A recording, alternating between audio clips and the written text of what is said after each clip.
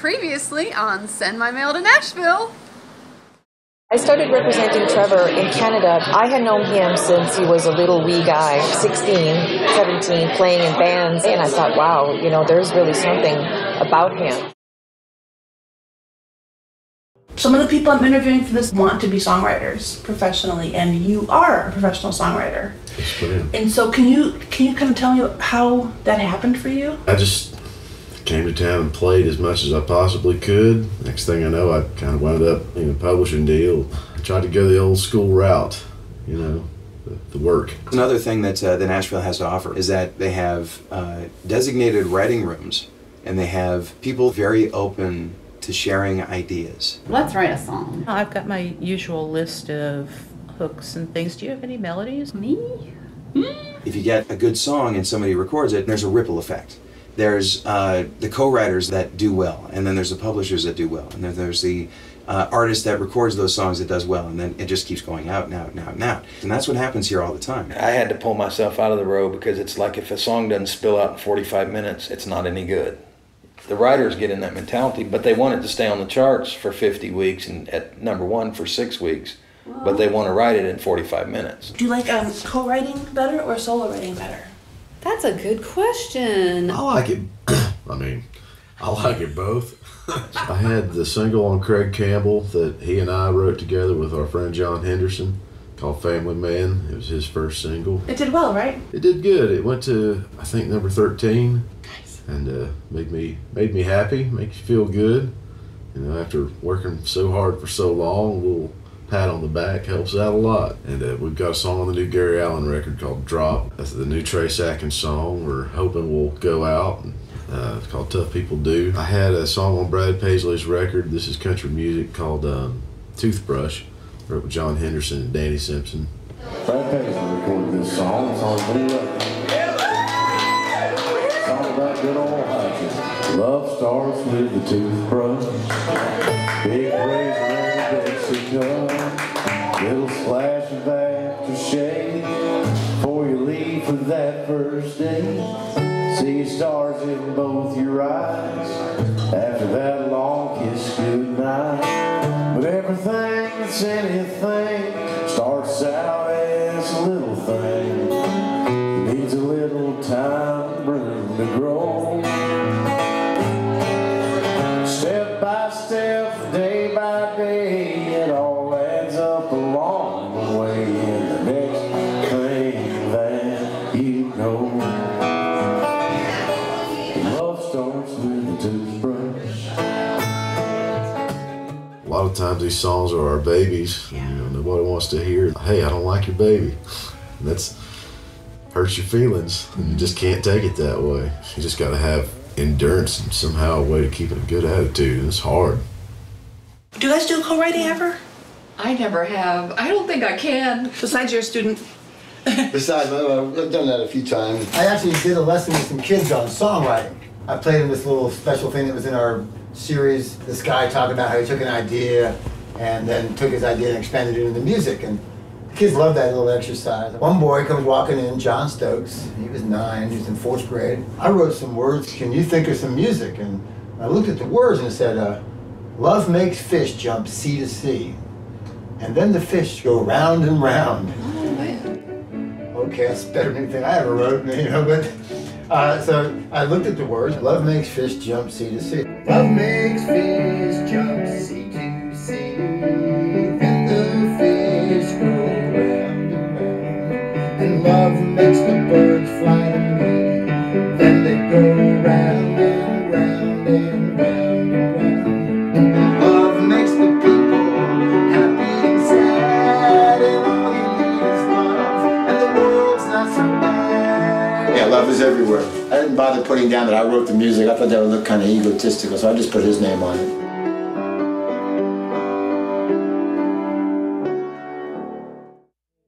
You got an idea, or maybe a co-writer can come in and kind of even it out for you. This is a song that was written with me, Jack, and Joe first. Dr. Rowe!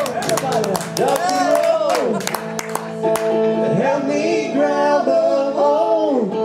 Dr. Rowe! Dr. Rowe! I had the opportunity, one person, and they opened his computer and he said, what do you want to write about? And then he pushed in some buttons on a computer and said, well, this word rhymes with this word and this word goes with this. That wasn't writing to me. It was cookie cutter. The cool thing about what's happening in music today is like you can do anything now. You can do anything. If you watch the Grammys last year, there were bands that just did all kinds of weird stuff, and I think that's really cool. But I think country music is the last place where the music industry is still trying to function in the old ways. And I think that some of it's great. You're always going to hear a great song. And I have no right to comment since I wrote 8675309. No, it's a stupid song. It's just catchy. It's got a hook you could catch a great white shark on. We never thought that would be on a record. I actually wrote the music and the number and the name sitting underneath a plum tree with a guitar. So I went up to my little shack and I recorded it. And I had 8675309 and I went Jenny da da da da. I didn't know what it was. And this guy from Tommy Two Tone, the band that recorded the song, just popped by just to see what I was doing.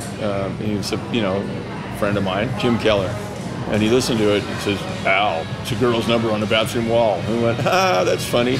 So we wrote these lyrics in about 15 minutes. And I remember dancing around the kitchen that night with my wife and my little boy and thinking it was really funny, but I never thought, nobody's going to do a song about a girl's number on a bathroom wall. I was at NSAI, and a moment of reality is starting to kick my butt, and said to Cherie, who's the membership director, how long are you supposed to do this? What am I supposed to do? Just go on blind faith and dumb luck?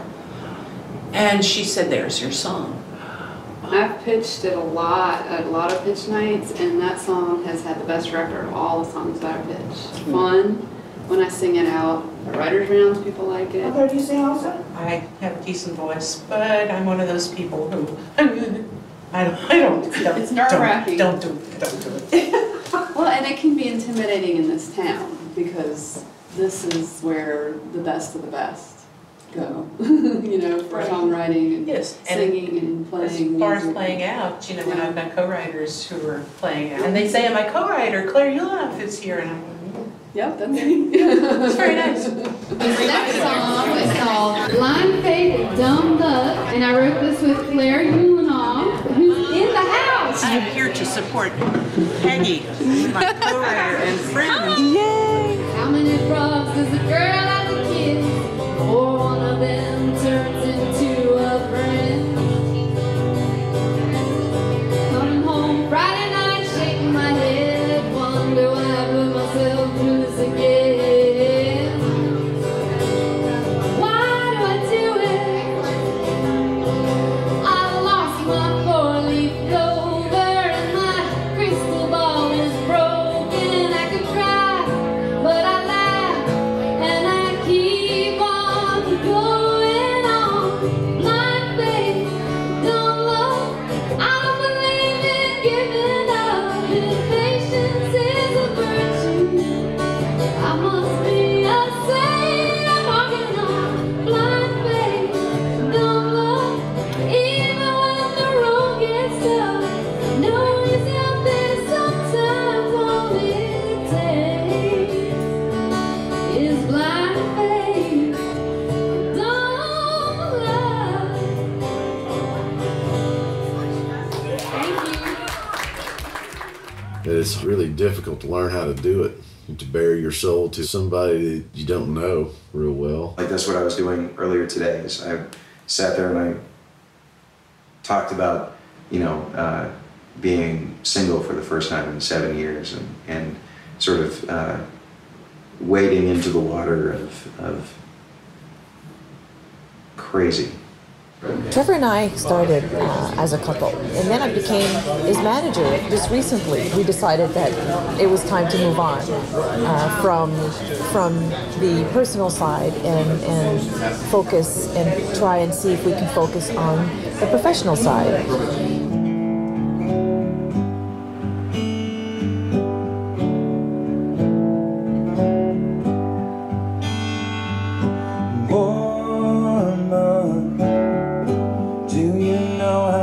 I love you, woman.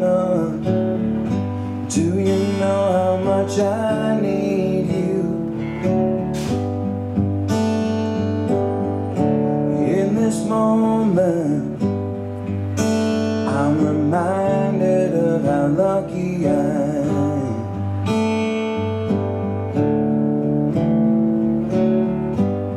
to be your man.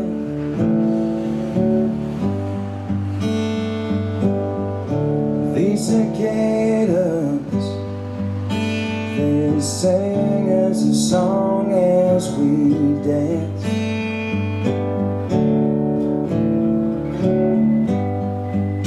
I get lost again, lost again. Woman, do you know how much I love you? Woman, do you know how much I need you? I need you.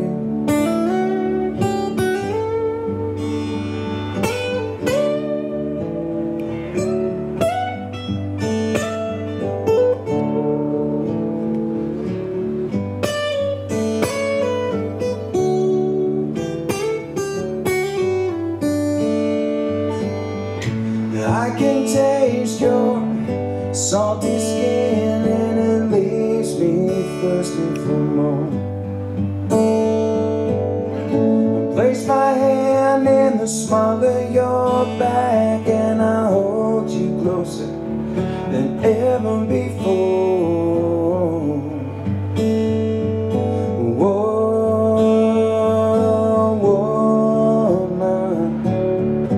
Do you know how much I love you? Woman, do you know how much I need you? I need you. I want you. I love you.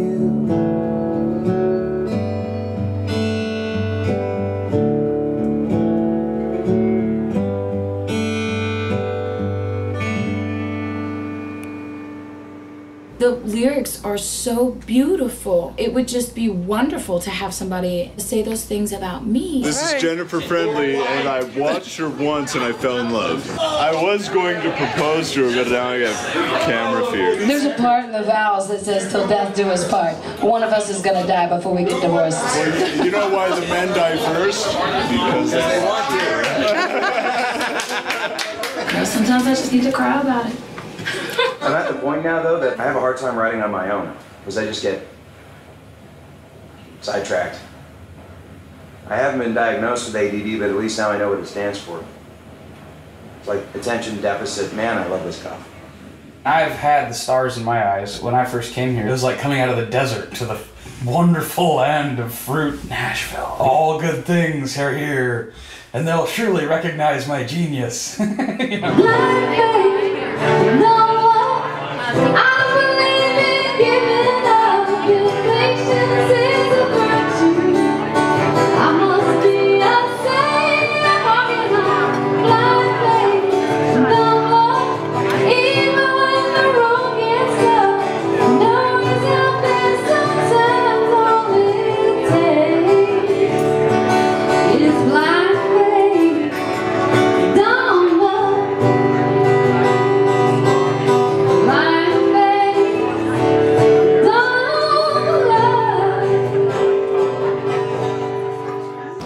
Within a year, like the two people who I could call at any hour of the day, you know,